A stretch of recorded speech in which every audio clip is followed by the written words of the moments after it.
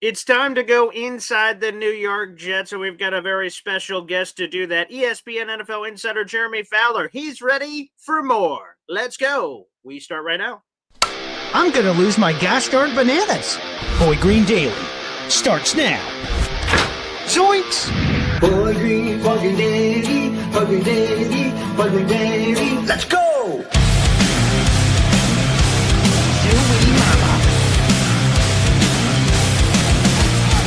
Put your seatbelts on. Get ready for the ride. We're the freaking New York Jets, so we're built for this shit.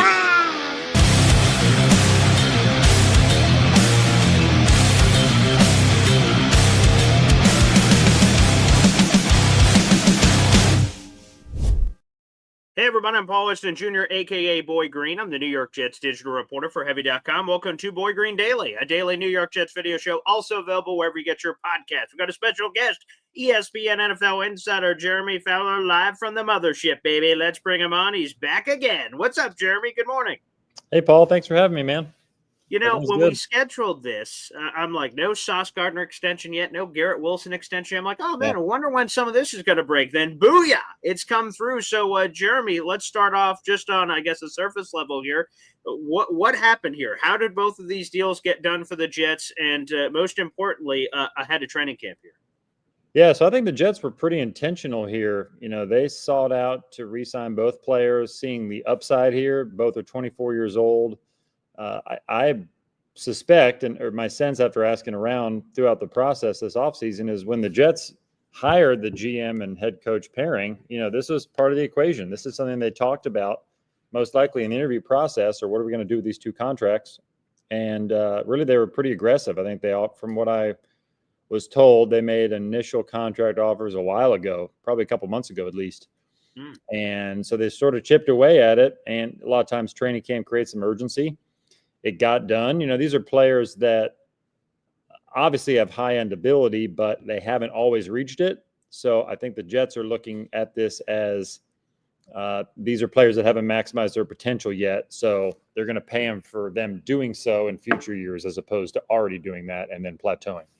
Which you're hinting at exactly where I wanted to go next. The APYs. Sauce Gardner ends up being the highest paid corner in football. And Garrett on the new extension is a top 5 highest paid receiver. What did you make of the APYs, or what has the rest of the league been saying about it? Because there's been some interesting opinions on social media.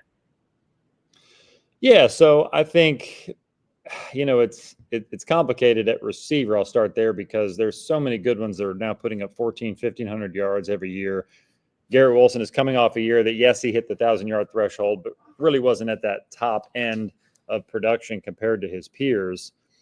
But, you know, I did my poll of executive scouts and coaches recently where I ranked the top 10, and he snuck into the 10th spot. It was tight, but he's known as such a good separator from cornerbacks, from coverage. He can create space in a hurry, and so that costs a lot of money.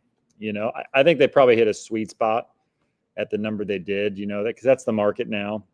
You know, Brandon Ayuk got that similar number a year ago. You know, T. Higgins was just under that when he did his deal with the Bengals, but they had Jamar Chase paying him too, so that's sort of understood. So I think that number's probably right where he needs to be because he's a cut above those players, actually, I would say, based on what he can do and what he has done. So, you know, the Sauce Gardner one is really about him just benefiting from the market. You know, Derek Stingley set the stage for him, his draft mate from 3 years ago, putting up that $30 million number, which was sort of out of nowhere. You know, the market wasn't that high, and he came in hot, a few million above where it was. Mm-hmm. And so for Sauce, it was an easy discussion. You know, you just tell the Jets, hey, this is what it is. You got to put us above that, even if it's slightly. Now, both deals look like they have escape hatches. And, you know, in the case of Garrett Wilson's deal, some bloated final year numbers. So a lot of times that's the benefit for the team is the sticker shock of the number isn't really as bad for a team that can kind of maneuver this after 3 or 4 years if they need to. I'll tell you, Jeremy, you've mentioned it already, and I have several questions about that. The top 10 list, I love it. It's such a great thing to help us get through get to training camp. And I'll ask you about Garrett Wilson. what someone asked me before, because you have it when you drop your first one, you reveal the order. Hey, quarterbacks are going to be this day, wide receivers this day. And someone asked me on one of my shows, like, where do you think Garrett Wilson's going to be? I'm like, I don't think he's making the list. There's a lot of really good receivers, but I said if he makes it, he just barely cracks on, and that ends up what's happening there. Jeremy, I imagine when you're putting all this together, sort of in your head, you have what you believe the top 10 are at all these positions. Everyone votes: scouts, league executives, coaches. How surprised are you that Garrett ended up making 10? Scary Terry, sorry, pal. Puka Nakua, sorry, pal. You don't make it. Garrett does. Yeah, I was slightly surprised. So the way I did it, it was actually a lot of fun. But so the top 8 receivers were well set. And then it was like 5 guys for the final 2 spots that were right around the same range that were basically tied. It was Mike Evans, Terry McLaurin, Garrett Wilson, Puka Nakua, and Brian Thomas Jr. in Jacksonville. So I took those 5 and I took them to some GMs, some head coaches, some other people in the league to break a tie. I think I took it to like 10 people. I said, order these 5. And then I retally it based on those 5. And then Mike Evans was clearly the top out of that group, and it wasn't close. So I took him out and then just took the remaining 4 and broke it down. And it was really close between Garrett Wilson and Terry McLaurin. So I think most would say Terry's probably the more complete receiver at this point, but certainly more proven. Yeah. But when you go through how the NFL looks at things, they look at, what's a transferable skill that's really high end, that you can't teach. And so for him, it's separating. Like he just, I had several people say like he's just so elite at being able to get past somebody, through somebody, around somebody. Like he's got some Justin Jefferson to his game that way a little bit with his burst. And, you've seen him be able to make difficult catches. But I was surprised at the criticism I got. I got more criticism on Garrett Wilson than I did any of those other guys. Really? Wow. Just basically that he's a freelancer, lacks detail on his routes, kind of does his own thing. Like it hurt a lot of that. And I think you saw that with the numbers. I mean, Aaron Rodgers is a timing and rhythm thrower. He's very detailed. And so I think I counted unofficially the targets for Devontae Adams versus Garrett Wilson in the last 7 games was a crazy disparity. It was like 68 to 46. So if you're a number 1 receiver, you can't have that. So he's got a lot to learn and a ways to go. But I think that's partly what the Jets are paying for, is that A, he'll grow into that role. B, he probably just didn't hit it off with Aaron Rodgers. Maybe it's 2 different styles and they can use Garrett differently with the new OC. And then, he's got a history with Justin Fields, which helps him. Even though Fields isn't like a high volume thrower, they should have some chemistry that they can build on from Ohio State days. Let's go to your top 10 list. So some anonymous NFL people had some things to get off their chest about Sauce Gardner, Jeremy Fowler. Tell us how you really feel. I mean, there was some intense stuff in there. What did you make of that? And why is Sauce Gardner? When you were tweeting out the article, you were like highlighting some of the bullet points, like Sauce Gardner being one of the most polarizing players in the NFL. And he certainly seems to be. Why? What is it? Well, I've gotten that kind of pushback for 2 years now, and from different people too. It's not the same people. It's I think it's a matter of a cornerback that came out really hot and had a great rookie year. Sure. And kind of got put into the top cornerback conversation immediately. And I think some of the NFL people were like, he's a good player, but he's not in that caliber. Like, I think a lot of people just see him as a top 10 quarterback, not a top 5 cornerback. And so that kind of pushed him down in the voting. He ended up finishing 5, which is really good. Sure. So, and look, he's in a new system with Aaron Glenn, who should be using him more in that press man coverage that he likes to do. They did in Detroit, that he's used to. And so, maybe Sauce will thrive under that a little more. But, last year it was a lot of penalties, some missed tackles. Some of the basics were missing. He didn't have a great, quote, contract year. But, the Jets were getting ahead of things. They weren't going to wait to pay him. They figure, hey, the price is probably only going to go up. We know he's a core guy. We know what we can do with him. So let's just get this done now. But it's, one coach I talked to had an interesting quote. It's like, hey, when I watch him on film, I love the player. I see him as a top 10 cornerback. I just think he was unfairly put in conversations that were not fair to him, that he never belonged in. I thought that was kind of interesting, So it's really Surtain and Stingley at 1 and 2, and then after that, it's sort of pick your flavor of who you think the top cornerback is. And coming off that quote, it's sort of interesting. It's sort of like the draft, right? You don't pick where you go. So when the number one overall picks have all this stuff and then they don't live up to it, they're like, hey, I love that I went number one because that's great money, but I didn't draft myself. Like, come on now. That's not on them, you know? Another player that did not make the top 10, I wasn't sure if he was going to. It's sort of like Malik Neighbors was the seventh best receiver, but he just has 1 year sample size. Will McDonald, in the pass rusher rankings, he ended up with 10.5 sacks. That was a career year. So I guess the question is this: what does he have to do to garner consideration? It's hard. There's a lot of really good pass rushers out there in the universe. Yeah, I think that's really just the issue. Is there's so many names out there, so many good players, and it's a strong group. Like some positions are not strong, and you're just sort of splitting hairs between 30 players. Well, pass rush was not one of those. I thought he had a really good year, and he added some bulk to his game. I think coming in that was a concern. Is he too slender?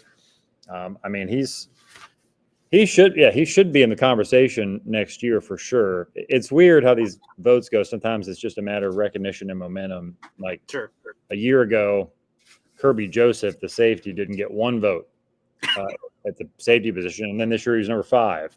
So sometimes it just takes some splash plays on a big stage. On a good team, that helps. The Jets just have not been good enough. So you're not, maybe getting the same televised action. You're not getting the recognition around a team game and a team wins. So that's part of it. But, he's got that unique burst and explosion that should get him on this list at some point if he continues to put up numbers. I remember watching him at the Senior Bowl, and he was kind of just like one of those, wow, look at that guy type of standouts. He just, some guys look different, and he does.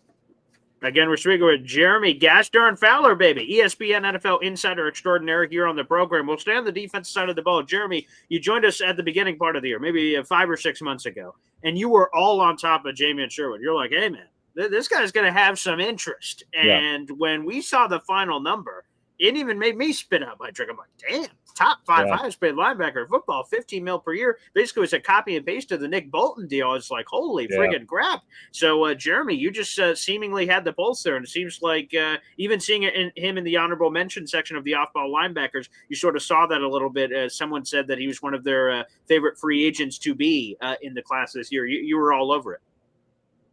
Yeah, it just shows that there's a lot of pieces on this defense to work with. My first thought is when Aaron Glenn was looking at job options, he saw the Jets' pieces on defense, and I think that was an easy sell for him, let alone his connection to the team previously.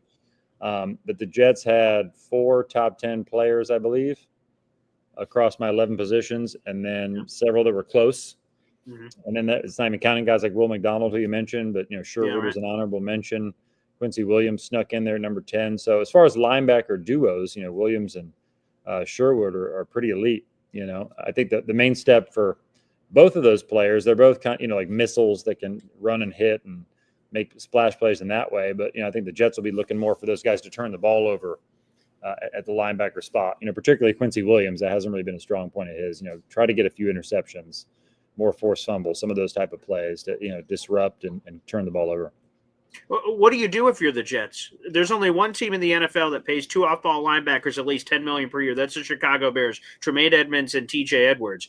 Jamien Sherwood, he's making money. Quincy is in the last year of his contract, and he said clearly outplayed it. So now what do you do if you're the Jets? Do you make NFL history? Because Quincy's going to want a lot more than $10 million, I'd imagine. Hell, he could probably argue he deserves as much as Jamien, if not more. He's a former All-Pro. Jamien Sherwood isn't. So do the Jets pay him? Do they trade him? Is he a sneaky trade candidate ahead of the deadline this year? What do you do with Quincy? And then on top of that, Jeremy, before you even answer, Quinnen Williams, that's sort of awkward. How you handle his brother might cause some other issues on the team. Right.